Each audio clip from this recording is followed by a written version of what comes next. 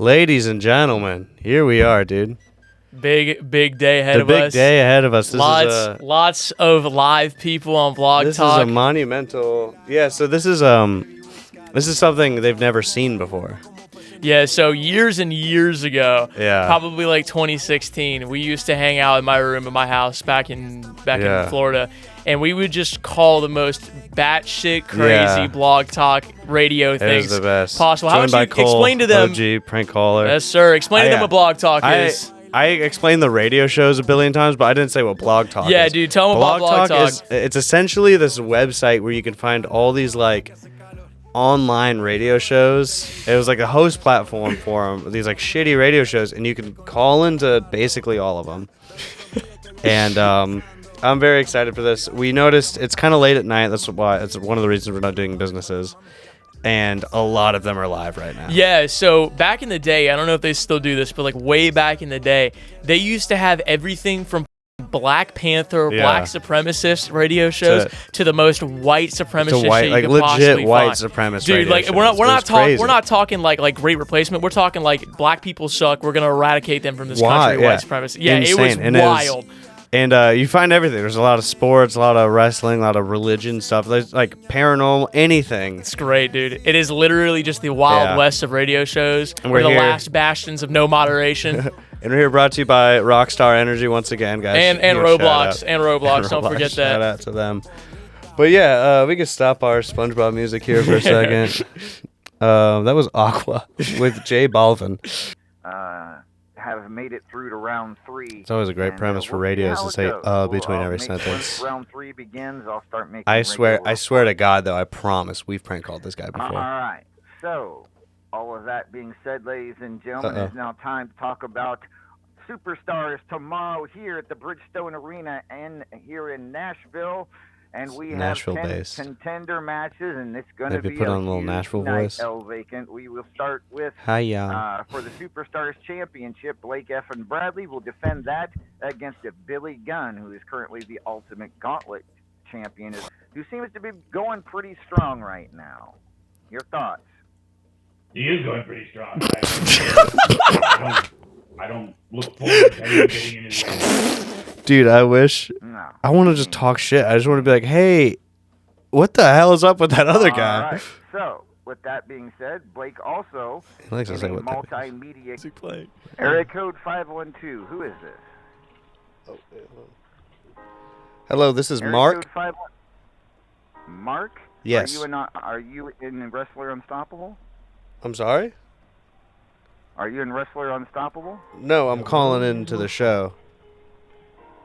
The show is about the game Wrestler Unstoppable. If you're not playing Wrestler Unstoppable, we kind of... Yeah, I'm a fan. I was calling it. Okay. Well, just hang out. We'll get to you in a little bit. Okay, so Wrestler Unstoppable seems to be some sort of game where you build your own wrestler. That's what I thought. And you buy coins and shit, and then upgrade your wrestler. That's so badass. A bunch of grown men are talking about this.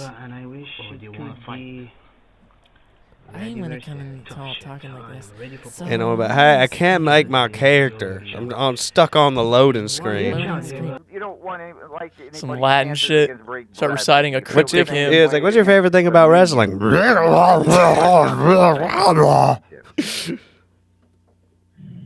Yes. Would he just move a big piece of stone?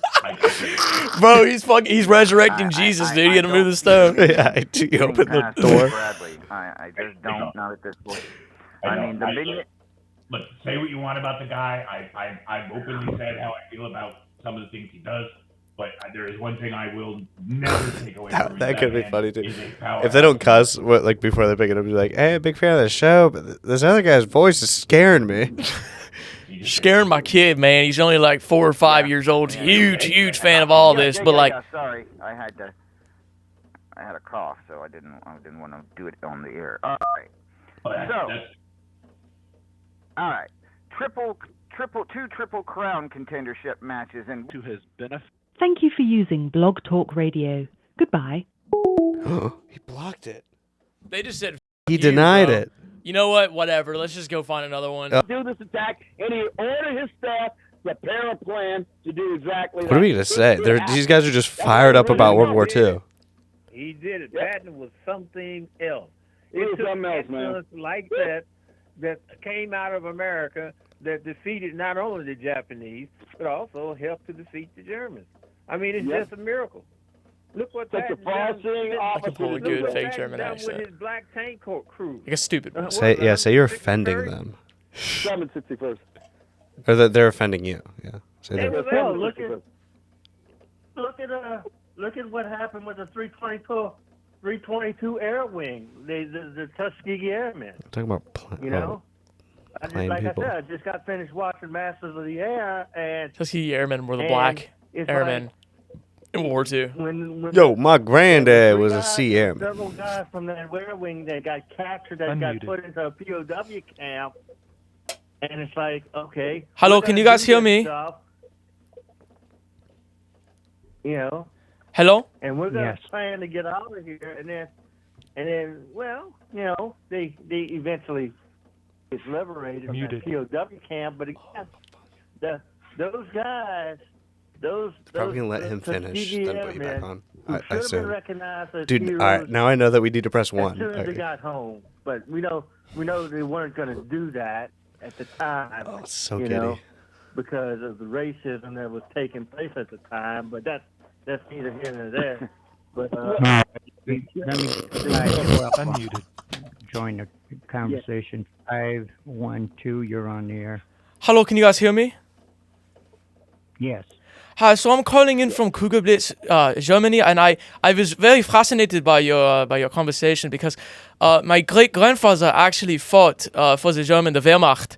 And I wanted to say that although like you guys are really in a deep conversation about all that, it's to me it's very like offensive because we really did try very hard. Like if we had a couple more years, I feel like that my grandfather and his father would have probably survived the war, and he was actually killed by one of General Patton's men in the Battle of the Bulge. And it's just I very much would appreciate if you guys at least give some nuance to this scenario.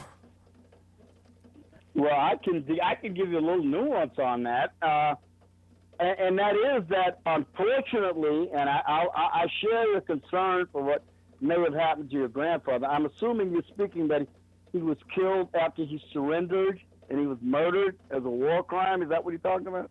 No, he was just in a battle in the Battle of the Bulge in I think it was 1945. 1945. Well, everybody knows about the Malmedy massacre, where men of Kampfgruppe Piper caught a American artillery observation battalion at the crossroads of Stavelot Shaw Point in a village near called Malmedy. It's weird. Be like he was also gay. I think that's why he was killed. They shot him dead. All right, everybody knows about it, but they also don't know about the dozens of atrocities committed against German soldiers after that happened, who had surrendered and were prisoners and were killed by American soldiers, especially if they were SS, Waffen SS, even though they had surrendered and they were prisoners of war. That happened too, because of the bad feelings they had for German soldiers in the wake of the Malmedy massacre. That doesn't make it right, but in wartime, that just happened. But I don't think that's okay because my grandfather he was a medic, like, and he got killed for being a medic. And I personally think that even though a lot of you Americans, you like to say things like, "Oh well, it's war, that's how it works." Well, I saw the stories passed down from my grandfather where he was in his 13, 14, he was in Hitler Jugend at the time, and it just got so out of control. And it does not make me happy when people are talking about it's just war how it is, because it's awful regardless. And I think that you probably apologize to my ancestors for that. Like. Wait a minute. Hold it. We are not downplaying the German army or soldier because we admired them. That we are all we're talking about is what problems they had. If they didn't have their logistic problems and the stuff that we've been talking about, it would have been a whole different ball game. Well, I think that's what we're saying. My grandfather. There's nothing against There's nothing meant to be against the German soldier. The German soldier was a great soldier, a hell of a series. Yes, Well, you I know. think And let me say, and so what's your name, sir? What is your name? My name is Yachund. Okay, Yakun, let me explain to you about what the American 26th Division, or no, the Bloody Bucket Division, the 28th Division, put up a memorial to a German lieutenant named Karl Lagerfeld. He was the first lieutenant. And an American soldier had wandered into a minefield and blew up a mine. And he was out there howling and screaming in pain all night long. And Lieutenant Lagerfeld was moved by his suffering. And he and a couple of his NCOs got together, and they went out to try to rescue him out of the minefield. So they went into the minefield, and Lieutenant Lagerfeld triggered a mine and got killed, but they did rescue the American soldier and brought him to a hospital where he was treated by German doctors, and he was sent to a prison war camp and survived the war. He had to amputate his leg, but they saved him. But Lieutenant Lagerfeld died in the attempt to save this American soldier. The 28th Division put up a memorial at the 28th Division Association put up a memorial to Lieutenant Lagerfeld after the war. It's still there to this day, where they acknowledge his sacrifice to save the life of an enemy. And this was not uncommon, because in the Hurricane Force, they got a truce. There was a German doctor who came forward and arranged a truce with the Americans. And if you know about the Hurricane Force, it's one of the bloodiest battles in the European theater on the Western Front in World War II. It was horrifically bloody. The Americans called it the death factory. The casualty rate for 4 American divisions there was horrific. The Germans actually won a tactical victory in that battle. But this German doctor came out, arranged the truce, and medics of both sides collected the wounded and treated them. Now, you had that would happen regularly on the Western Front in World War II. It happened in Italy. It happened in the East. Yeah, the fighting was savage and brutal. Don't get me wrong. I'm not trying to say it was, like a soccer match with rules and everything. But you had regular truces where both sides would be able to make arrangements to take care of wounded and all the other sort of things. So it's not like it was unrelieved war crimes on both sides. It just didn't happen. It's war. And yes, it is ugly. And yes, war crimes occurred on both sides. So I just want to make that clear. I'm just trying to give a little perspective here. Well, I still don't think it's okay, because so important to say, my great grandfather and his sons, they were very much brainwashed by Hitler, and it's one of the greatest stains on a nation. And I honestly, I do believe that although the general had saved that American soldier, he still believed in the massacre of the Jewish people, which is absolutely horrible. Like it honestly, like, it's one of the worst things in the history of mankind. And just because he saved somebody, it does not absolve him from those awful deeds that he did. Well, there's no evidence that Lieutenant Lagerfeld was involved in any war crimes. But he fought for the Germans. He wasn't, because I don't know. But yes, but if you were to say in the general sense, he bears a general sense of guilt because of the cause that he served, okay, I understand that argument. But as an individual, I don't think that you're going to blame a 19-year-old Panzer Grenadier for Hitler's final solution policy. I mean, I'm not blaming him for it, but I'm blaming him for joining the military and ranking himself up rather than trying to bring down the system. Well, there were Germans who did that too. I mean, you know who Count Stauffenberg was, don't you? You've heard of his name, haven't you? I have, yes. And what he did was very brave, okay, but... Well, what was he? He was a lieutenant colonel. He was a colonel on the German general staff in Berlin. And he helped to organize the assassination of Adolf Hitler and eventually taking over the government so they could negotiate with the Western Allies. And a lot of German officers were involved in that attempt. People done Operation Valkyrie. People done at that time what they thought was best based on their experiences. You can't look back and say that what they've done, because you're not living this. It's the same thing that's going on today. Over in what was called Asia Minor, called the Middle East. You can't do that. We can come up with some derived opinions, but it's not going to change. It happened the way it happened because of the time of what it was lived in. You can't say that people were brainwashed by Hitler. They had a way. I think they were brainwashed. That's the whole point of a totalitarian regime like them.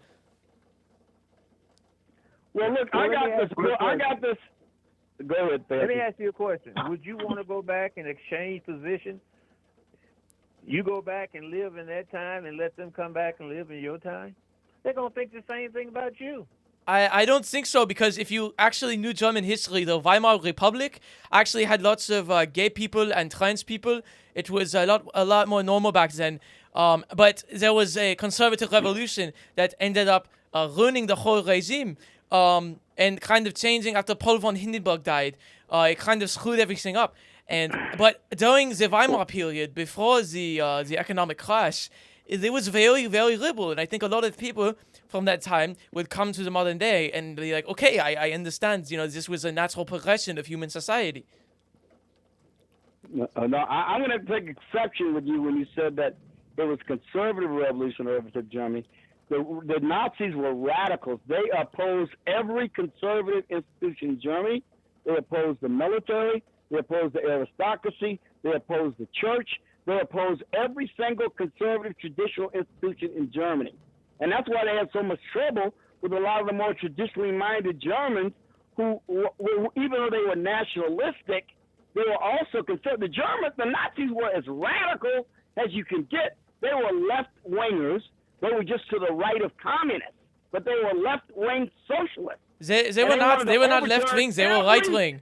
Single institution in Germany. They wanted to overturn every single one and replace it with a new man. They called it the new socialist, national socialist man. They were radical. They were not conservative.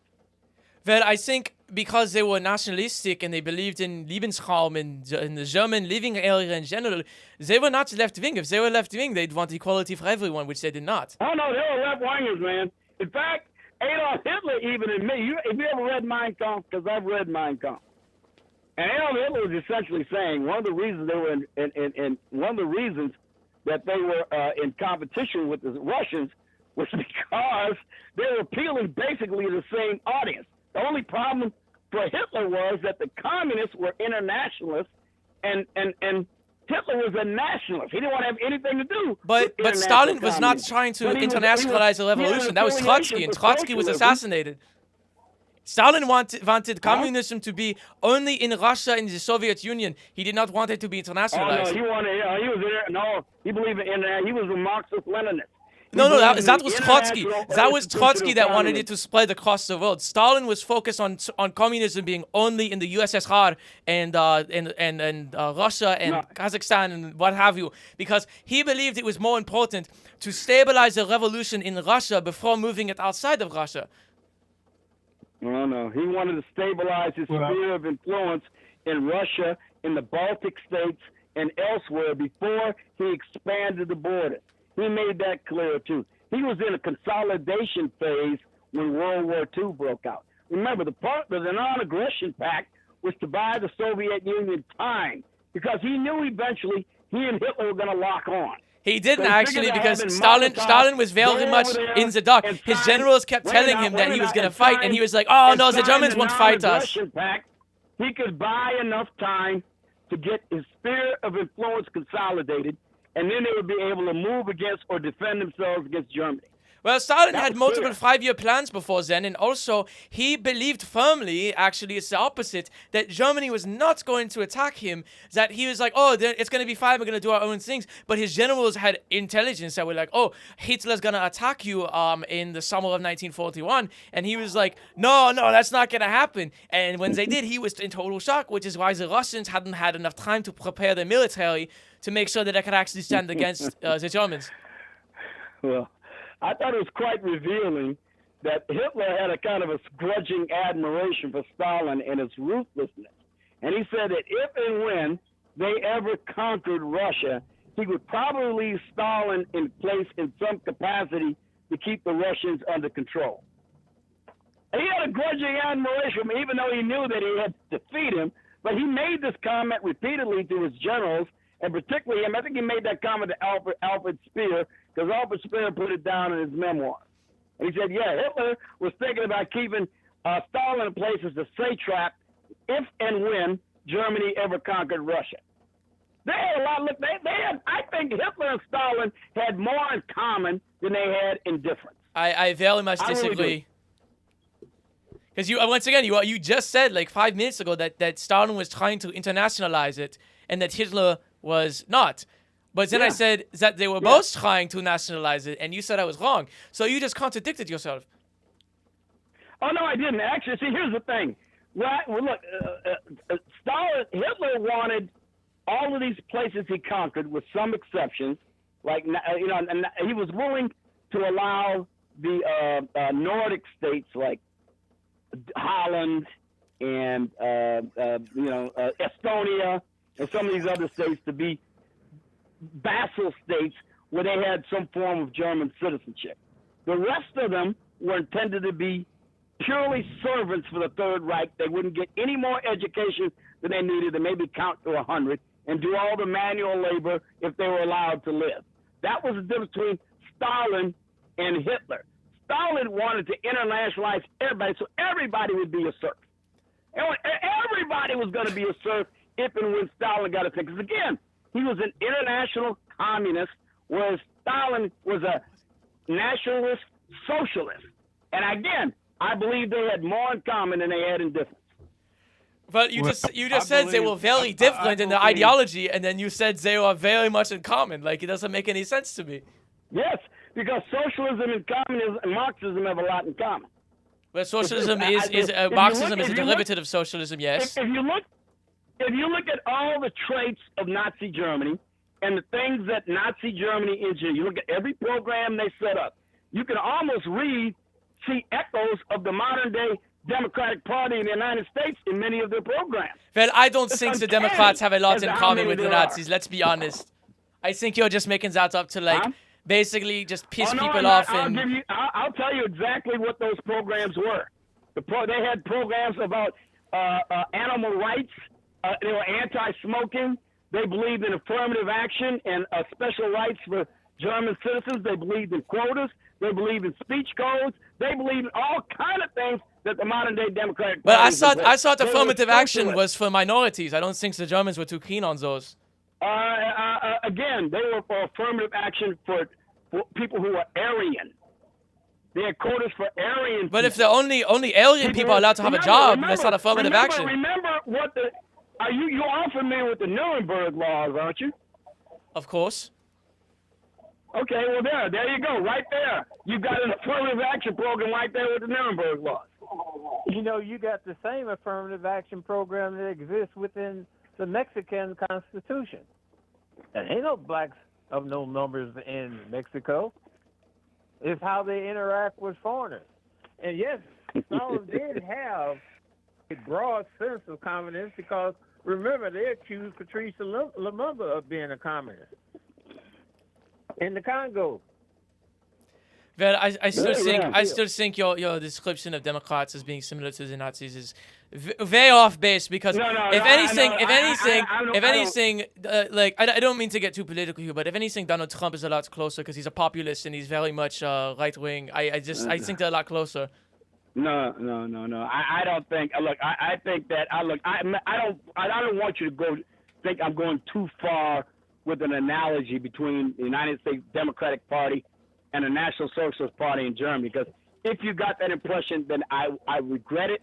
I'd like to take it back a bit, but I'm simply saying, if you look at many of the programs that in the present day Democratic Party spouses that are specifically anchored in race, and you look at what happened in Germany in the mid-1930s, there are startling similarities. But they are trying to help minorities in America. That doesn't make it any difference in principle. Well, they're trying to help marginalized people. They're not trying to help. Unconstitutional. Okay, but they're trying to help marginalized groups like the LGBTQ and the blacks. It doesn't matter what the intent is. The intent is the same. But the aliens were a majority dominant white race. Yeah, but it's codified. But the aliens were a majority dominant white race, and African Americans, BIPOC, LGBTQ they're marginalized. They need the support. I got news for you. Why? So were the Nazis. The Nazis never got a majority vote in any of the elections before Hitler abolished the elections after the Enabling Act was passed, and he combined the offices of Wright, President, and Chancellor. There was never another election. The Nazis never got a majority vote in any of the elections that put them But in the right Nazis spot. were not Aryan Germans. The Nazis were a political party in a parliamentarian system where they held the minority majority, but they were able to come into power because they won a how do you say, it's like it's a majority, but it's less than 50%. I can't remember the term in English, but it's like that. But the Nazis were not Germans. They were, as you said, the Nazis were not Germans. They was their own political party, but they were trying to help the Germans. No. They were Germans, but they were not. They were not representations of the German people. They were not representations of the German people. Wait a minute. Hitler was an Austrian, but almost everybody that was his key cronies were German citizens. I understand that. I was trying. You're not listening to me. So you're not listening to me. I was saying that the Nazi Party it's comprised of Germans and Hitler being Austrian, yes. However, they do not represent the German people. All I was saying is that they were trying to, I guess, prop up a German nationalism, which is a majority dominant race in Germany and in some of the territories they conquered. It's different from Democrats trying to help those who have been marginalized over the past many decades by our oppressive government. Well, look, again, have you read Mein Kampf? Hitler was using the same arguments for the Germans, ethnic Germans in the Sudetenland to justify his actions against Czechoslovakia. Well, Mein Kampf is banned here, but the ethnic Germans were a minority. Wait a minute. The ethnic Germans were minority. He said they were minority. They were being persecuted, and therefore the Germans had to take action to protect the ethnic minority in the Sudetenland.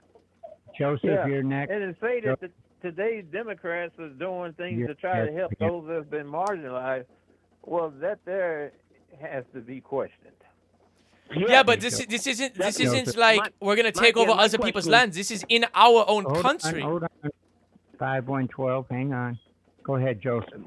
Yeah, my question is that if you're violating the Constitution, no matter what, with these democratic policies or provisions or progressive type of movement, it violates the republic form of government that this country was founded upon. But the republic was founded for white people only. White men only. Women were not allowed to participate until what, 1919? Wait a minute. Not exactly. But again, policies of the Democratic Party today violate and they don't coincide with the Constitution. They're unconstitutional, like medicine, healthcare for all. That violates the Constitution. That's right. Well, this is also dealing with private businesses and institutions. This is not dealing with the government where we are giving, like, for example, minorities free things or something from the government. They are just having there's an incentive for corporations to hire more minorities, and that is not unconstitutional. Businesses are allowed to do as they please. Yes, it is. No, that's not true. Not if they're public accommodations, they're not. No, they're not. Yeah, you're not entitled to anything. You're not entitled to anything. But when you've been oppressed for 300, 400 years, you are. We have a thing called the 14th Amendment here, sir. You are not allowed to abrogate the privileges and immunities of any other citizen. You have to have the same privileges and immunities for all citizens in all comparably situated situations. But that is for the government, not for private businesses. Violation of that. Private businesses are more complicated than that, because although they can't discriminate, there's also nothing saying that they can't hire a certain group of people to give them a leg up in the economy and society so we can all become equal. That is what the 14th Amendment wants. And you're talking about people not being allowed to be equal because they can't get jobs because there's more white people in the United States. But if we're giving black people, Hispanic people, LGBTQ people the ability to have better jobs, then they can join the middle class and be much more, our society can be much wealthier and well-rounded in general, and we won't marginalize anybody anymore. That's the whole point. It is well within the 14th Amendment. May I interject in here? May I interject in here? Of course. Please. Go for it. Okay. Go for it. Okay. In 1964, the Congress passed the Civil Rights Act. Okay? It was passed on a Republican vote with a Democrat president. The Democrats all voted against it. Okay? After that passed, the Democrats chose to go out there and promise the black people of the United States help and everything else. Just start getting a little crazier. Supposedly, like just a tiny bit crazier. Out of poverty. Yeah, just a tiny bit. Okay, they do We'll go to another one and too. they make these same statements every 2 years whenever an election comes about. Now, the Democrats get elected every 2 years. And all I have seen over the last 50 plus years is that the black community is getting poorer and poorer. But say Oz, the CIA orchestrated the crack epidemic. None of the Democrats, zero Democrats have lived up to their fucking promise. Okay, please don't swear. I'm sorry, please don't swear. Like it's just not necessary. Well, you know the problem hang on for a second. You know the problem with your argument is that you're arguing against two black men that lived that, myself and Sarge. So you're going to tell me that what I experienced I did not witness and did not see with my own eyes. But it was different through different parts of the country. That's the point. If you were in New York, you'd have a better experience than somebody living in South Carolina. It's still that way today. I have relatives. Wait a minute. I have relatives in the deep south and also in the north. But if they live in a big city, it's going to be better than if they live in a small town. I witnessed Democrat rule. I witnessed Democrat rule for over 74 years in one city. And I can tell you, your analogy about that is just not true. And another thing, when we try to use the word nationalism today, we're ridiculed. We're ridiculed when we try to use that word nationalist. It's nothing wrong with a person being nationalist, no matter if they're white nationalists or even if they're black or yellow nationalists. They are for the country that represents them. So that sounds like patriotism, not nationalism. Nationalism is about your nation. There are the Kurds. The Kurds are a nationality, but they don't have a country. So you can be a Kurdish nationalist, but you can't be a Kurdish patriot. Well, sir, we're trying to get you to understand this. And I know it may be difficult to understand given the history of Europe and the way Europe has to deal with these ethnic differences. But in the United States, it is unconstitutional and illegal to confer an advantage upon anyone on the basis of immutable characteristics over which you have no control, like your genetics or your chromosomes. You're not allowed to do it. Period. No matter what your motivation is. But it's still happening every day. It jobs denying black people. Illegal. And when you can show in court that it's being done on that basis, you can get it reversed. But the courts are rigged against them because they're dominated by the white majority in America. So what are you saying then? We shouldn't rely on the courts. We just rely on our feelings about it. I mean, I'm not saying that, but I'm saying that there's an element where you guys need to take something into your own hands to fix this issue. No. Let me ask you one question. Hang on for a second. You're saying that people with black skin don't have the same political views as those with white skin? I never said that. I was merely saying that there's an issue where many people in power in the United States are focused on creating a white-only state where it's like apartheid. It's like apartheid, but not as extreme. But they're trying to marginalize black people. So what do you want to see happen? Tell me something that whites champion that I, as a black man, don't champion also. Yeah.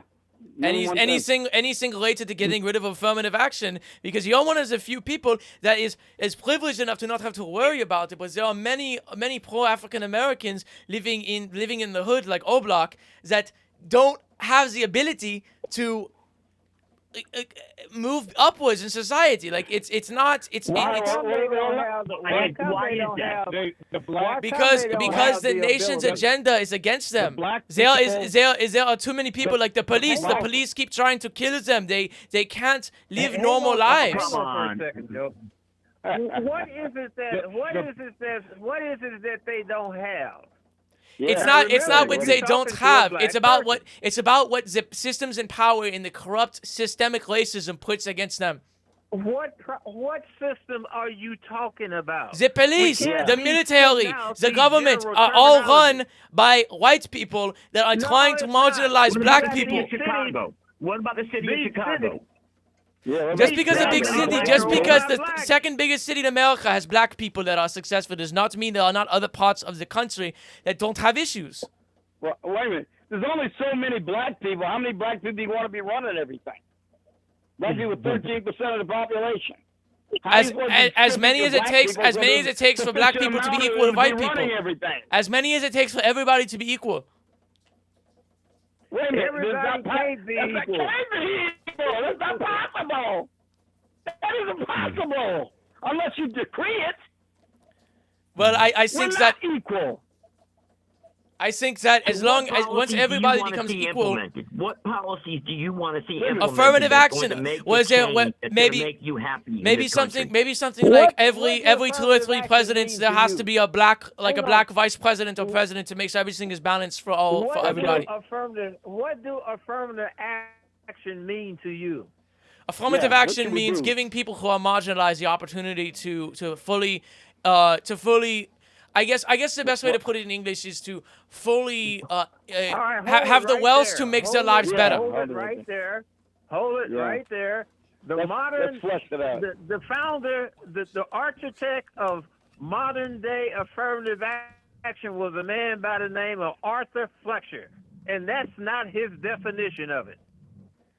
Well, just because the guy who invented it believes it's something means that it changes over time. That's the definition of a language. Things don't stay the same all the time.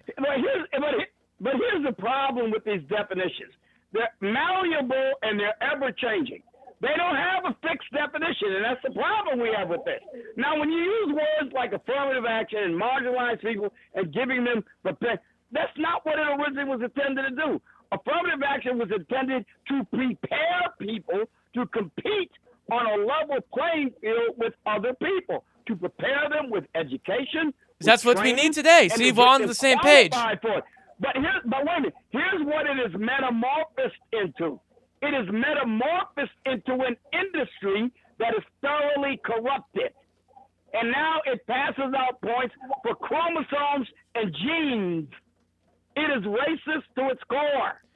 Well, if the people who are being it's about taking from whites and Asians and giving it to Hispanics and blacks. Okay, but those are the people who need support right now because they're being marginalized. No, that's not what they need, sir. That's not what they need. So, are you aware that they've done studies on this, and I could name legions of studies as to what predicts the likely success of any person in the United States, regardless of the color. And they listed some very simple things.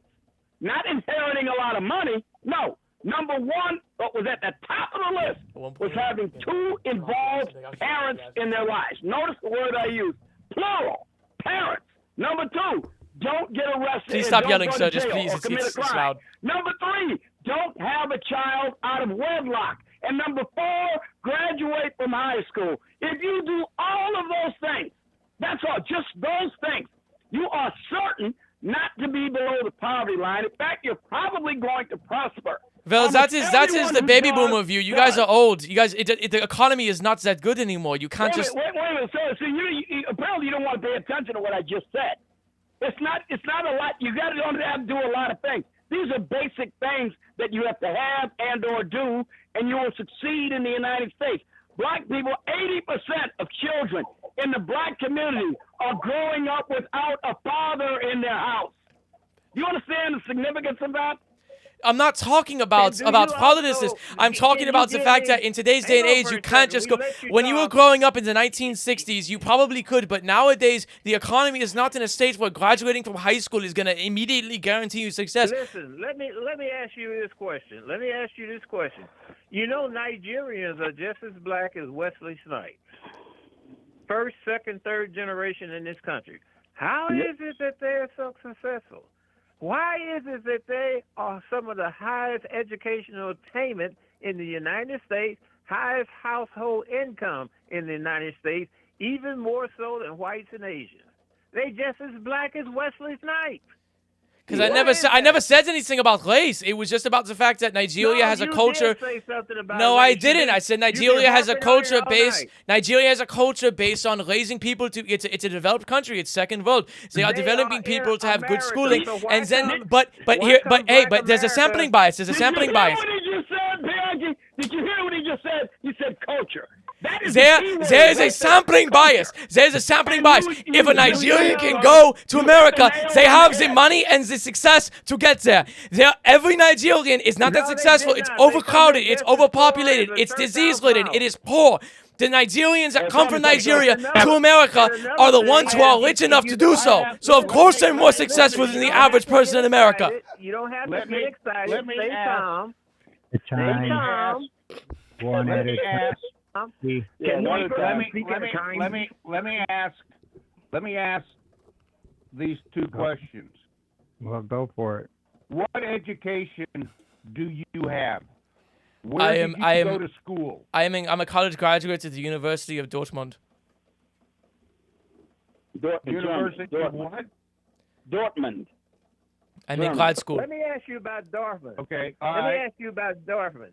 Do Dortmund give black students on the college entrance exam equivalent of 320 points on the SAT, 310, before they even sit down and take the test? I don't think we have any African American students, unfortunately. A lot of them are in Berlin and Munich. Yeah. Let me ask. Okay. You are here, and the way you're arguing right now tells me that, one, you are white, you are German, and you're ashamed of your white German. I am. heritage. I 100% am. I'm not afraid to admit it.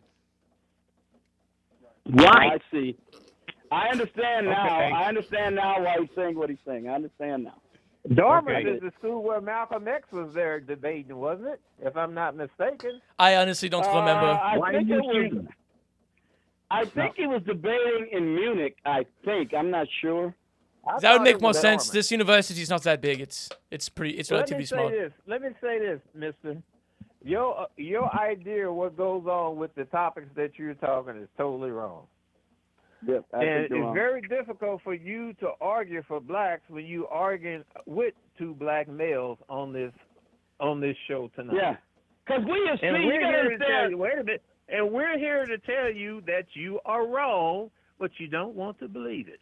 Well, I guess there is a bigger reason behind that. Here's what you got to understand. You got to understand that we have seen the baleful effects of these policies on our community, because we are old enough to have grown up in a time when most black children had fathers in their house, to the tune of over 80% of black children had a father living with them continuously. I'm going to say my line after he's done talking. It's entirely different. Okay. We understand now it is entirely. I'm going to wait like 1 second. I'm going to wait like 1 second for a reaction. Of these policies that you say we should be adopting. That's why we say what we say. We've seen how harmful they have been to us. Well, I guess there is a reason. I guess there is a reason. Hang on for a second. Hang on for a second. You're talking about these educational systems in these inner cities. Blacks control those education systems. Whites don't have anything to do with it. Absolutely. Blacks control it not only by mere fact of logistics, but they also control it by state statute. They control it. Well, I guess it does. It is. I guess the main reason what I'm trying to say is I've just been fucking with you guys this whole time. I'm not actually German. I'm just really fucking with you guys. Okay. Look, man. Dude, holy shit. That was crazy, dude. That you have successfully broken a record The longest call on this podcast Dude, so far. you just got it. It's like 40 minutes. So what you guys do, and it's definitely successful. It's great, dude. You guys go in with shotguns, going like clearing houses. Yeah, of course. For me, bro, and this is my training, I guess you could call it. Anytime I do shit like that, I'm always just like trying to gradually Planting bring the out seed. people, because usually I do this with like kids who are like my age, so they kind of catch on pretty quickly. So like I'll be playing a character like, dude, you're trolling, but they'll still interact. Yeah. I'll be like, I'll play like a Twitch streamer, bro, and they'll be like, can you guys like stop swearing? I'm streaming on Twitch, Yeah. and they'll be like, and they'll start saying. And then the first thing and then eventually they'll find, I'll say something stupid. This guy, this guy's totally trolling. Yeah. And then I'll keep with them, and they will not stop. Yeah. Well, essentially, you would just disagree with every single thing they say. Yeah. Within reason. And then sometimes they'll say stuff like, wow, I bet you're blah, blah, blah, like a super extreme version. I'm like, nah, not quite. No, I don't think it's like, just to like moderate yourself so like, it makes you look more real. But it's kind of, so coming and doing this is like introducing smallpox to Native Americans. Like I literally am taking such a hardened tactic and bringing it to people that have never experienced it in their entire lives. They have no clue that I'm just with them. Good rules.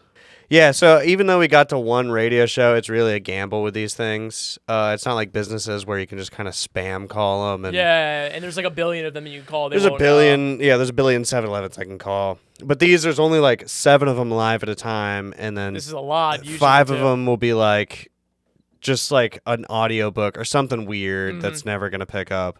But I feel like we honestly lucked out with just the one. For sure. No, I was hoping they'd be like white supremacists. That'd be very funny. Yeah, to fuck with, but I do think they were still. That one guy started. Dude, you were back there. I didn't even know there was a room there. You were back there. I was peeing. Oh, there's a bathroom back. Yeah, there's a bathroom back there. Oh, yeah, but no. There's while you were back there was some guy that just he started fucking raising his voice and like losing it for like a split second. I can't wait to hear that. It was great, dude. But hell yeah, I think we could do more of these. I think we could probably do them over Zoom or something. Oh yeah, because these are so much fun. We'll figure out how to do this. I'm a huge fan of with people like this. Yeah, this is great. This is like a new genre of prank calls. I'm glad I'm bringing especially when I'm not to the right after caller. finals week. I have a good 5 days between finals week and when I dip. I could definitely do a few of these. Beautiful. But thank you guys so much for watching. Thank you guys so much for the support you've given the show. It's absolutely You guys insane. are absolutely one of the greatest groups of individuals I've ever met. Thank you very much.